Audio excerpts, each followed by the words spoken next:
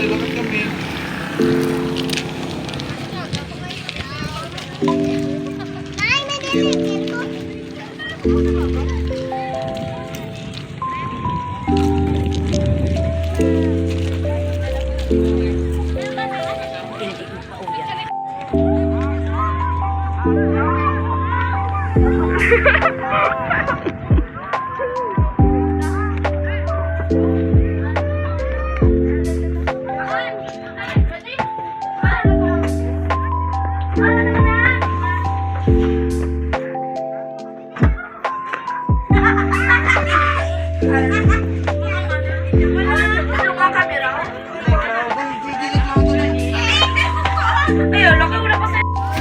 Hello guys, nakita di subong sa private plane na kung sa diin amon sa ginsakyan ni President Ferdinand Marcos Sr. no.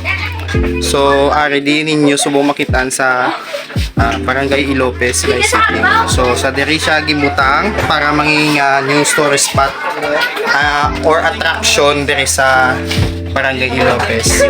Diri ginsalig sang aton nga mayor nga si Mayor Judith Gallego ang private plane nga gindonate sa Barangay Ilopez. No?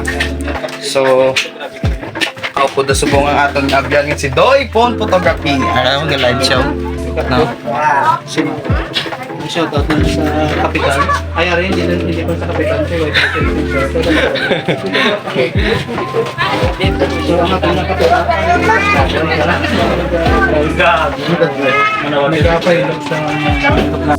So what's up guys? So kadamo di gali nung sang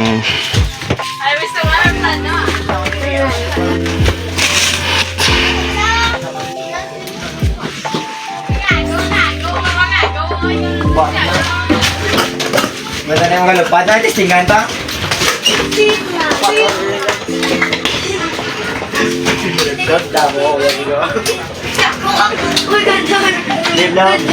Left to the right.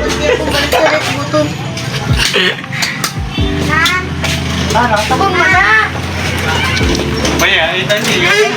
Sa 2,000 kilometers. mga 2,000 kilometers. So welcome back again. So amoy na ang aton nga update para diri sa private plane nga ginsakyan ni former President Ferdinand Marcos Sr. no. So amo na guys. Senior guys, senior. No, senior. Amo na. Nang damo di siyang mga bagong development, no, improvement or basta may men sa punta.